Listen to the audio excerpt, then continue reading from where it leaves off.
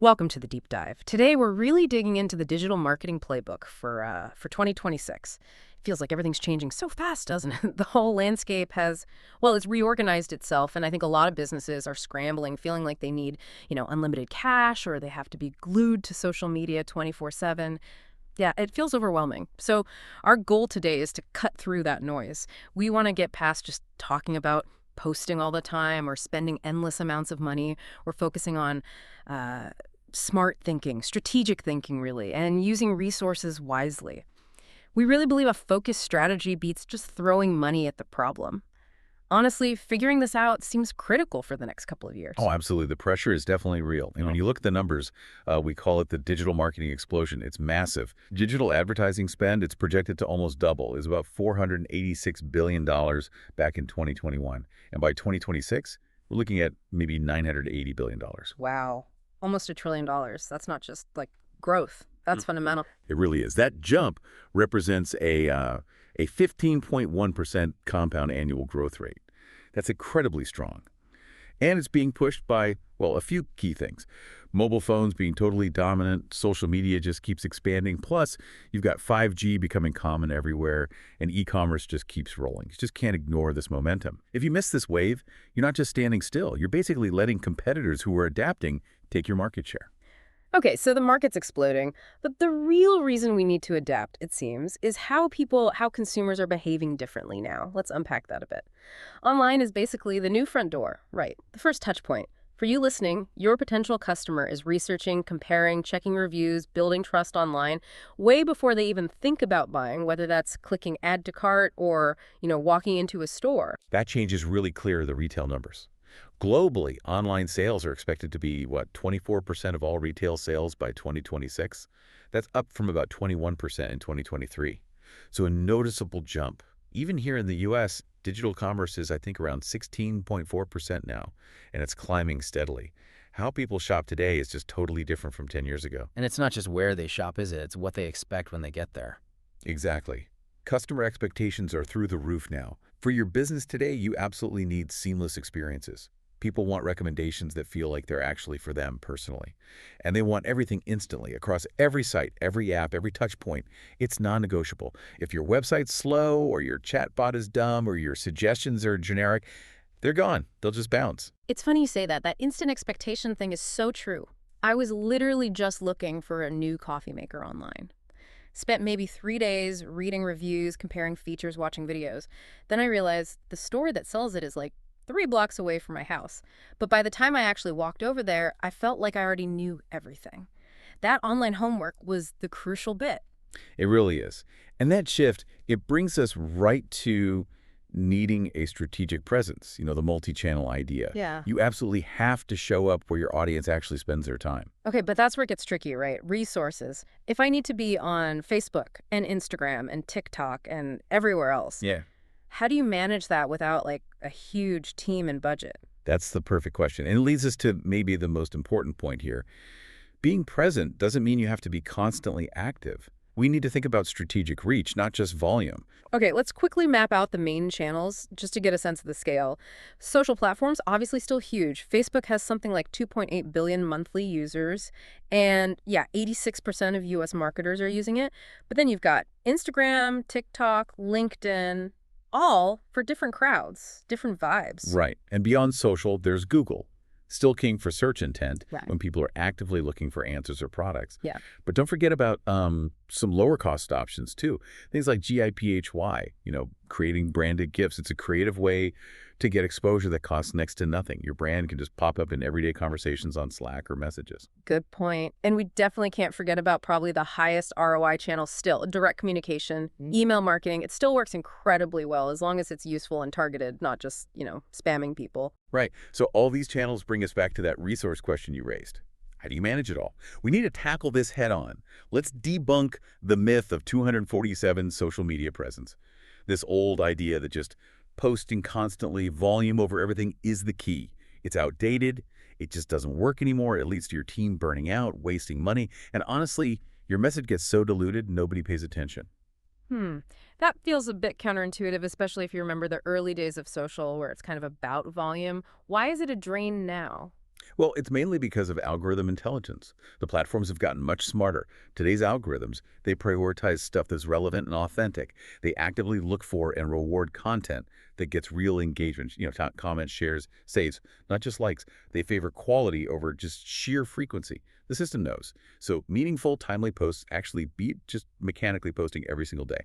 You need to focus on relevance, quality, and yes, timing, which means smarter work, not just more work. Okay, but focusing on optimal timing, doesn't that just shift the burden? Instead of posting constantly, you're now analyzing constantly to find those perfect times.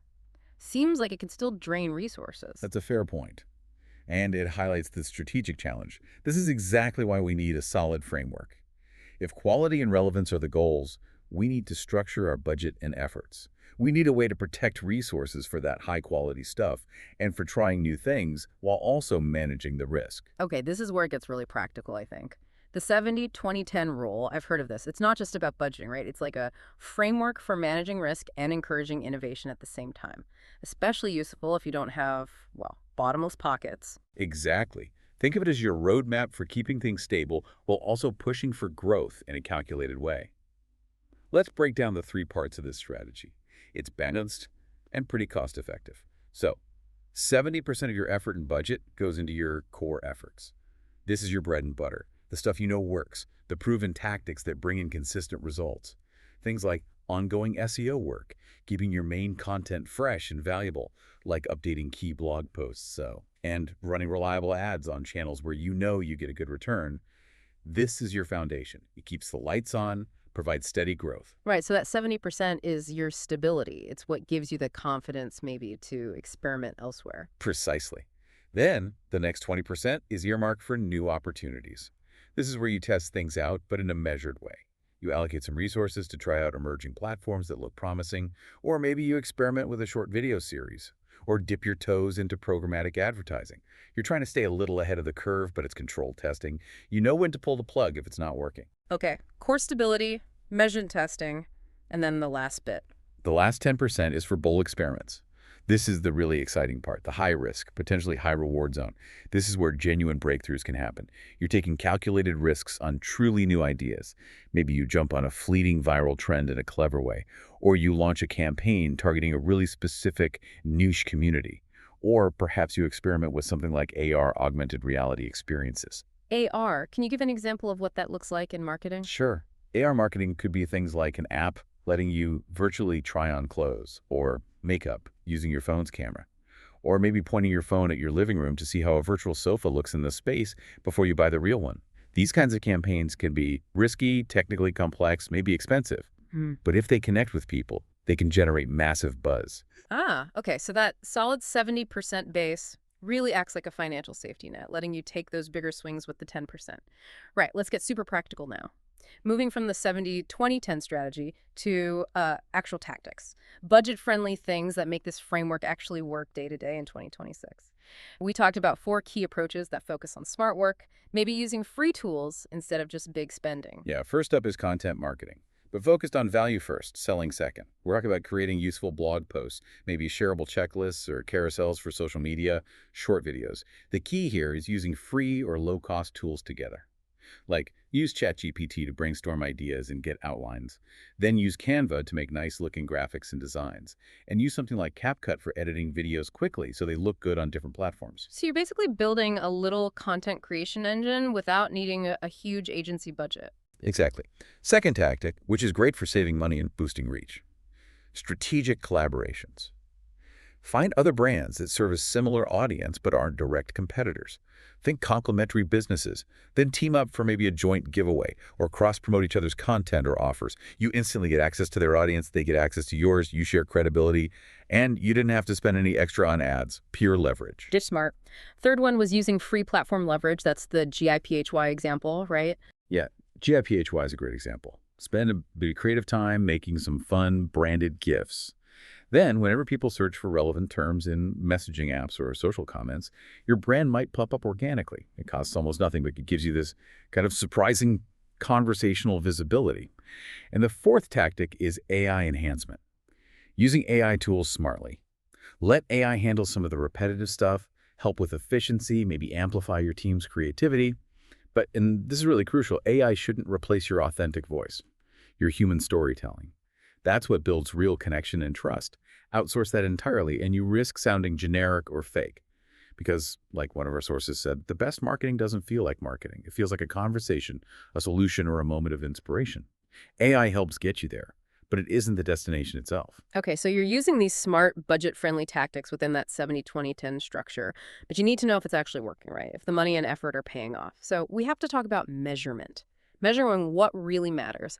Key performance indicators, KPIs to make sure you're spending smartly. Absolutely. In this fast-moving market, being agile is your biggest advantage. And agility comes from good data. You need constant feedback to know what's working and what's not so you can adjust quickly.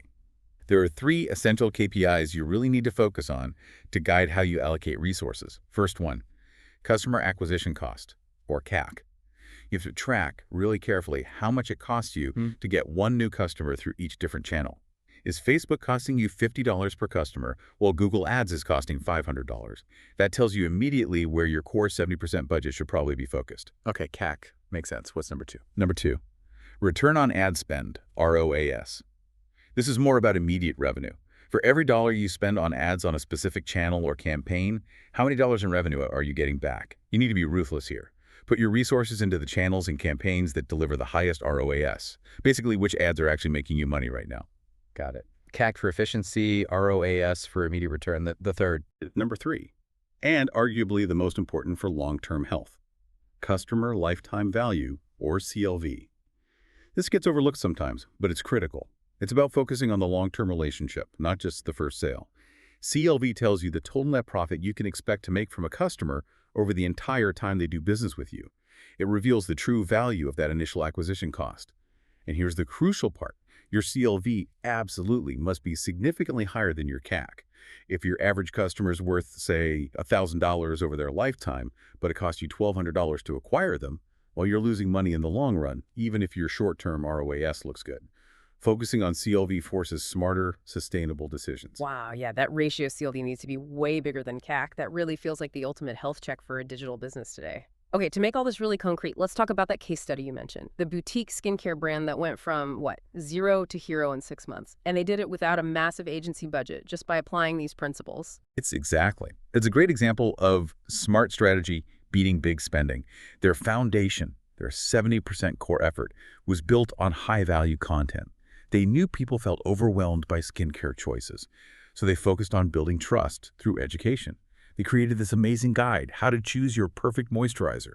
One really solid, helpful piece of content. Then they sliced that up into smaller pieces, like Instagram Reels, which they filmed simply using their smartphones. Nothing fancy. Then, for their 20% new opportunities bucket, they focused on partnerships. They did a strategic partnership with a local wellness store that had a similar trusting clientele. They ran a joint giveaway. Instantly, they tapped into a whole new relevant audience that already trusted the partner store. No extra ad spend needed, but they doubled their reach and got that borrowed trust. And they used the tools we talked about earlier to make it all efficient. Yep, they use smart tools. AI helped them brainstorm related topics and content angles. They used Canva to make their reels and posts look professional and polished. And crucially, going back to that timing point, they analyzed their audience engagement and only scheduled posts during peak times. They totally ignored that myth about needing to post constantly, 247. And the results, you said they were impressive. They really were, especially for just 6 months. They saw a 67% increase in qualified leads, people genuinely interested. Yeah. And, maybe more importantly, they significantly boosted their brand trust. They actually measure this. Their Net Promoter Score, the NPS, jumped by 15 points, which showed the customers felt helped and educated by their content, not just pushed into a sale. So if we wrap this all up, your 2026 digital marketing roadmap really stands on 4 main pillars. First, strategic presence. Be where your audience is, but focus on quality interactions, not just quantity. Second, the 70-20-10 framework. Use it to balance your reliable core efforts with measured testing and bold innovation. Third, smart resources. Leverage those free or low-cost tools and look for high-impact partnerships. And fourth, continuous optimization. Keep a close eye on those key KPIs, especially CAC and CLV, so you can stay agile and make data-backed decisions. So what does all this mean for you listening? Really, the edge in 2026, it doesn't belong to the company with the biggest bank account. It belongs to the businesses that are smartest, most disciplined, most strategic. The market's huge and growing. Your customers are definitely online, and they're actively looking for real solutions, authentic connections. which you can provide. So here's a final thought to chew on based on that 70-20-10 rule we talked about, specifically thinking about that 10% for bold experiments where the breakthroughs might happen. What's one calculated risk, just one specific 10% experiment? Maybe it involves trying AR like we discussed, or launching a small campaign on a niche platform like Pinterest or maybe even Threads. What's one thing you could start researching or planning this week? Go find your next potential breakthrough.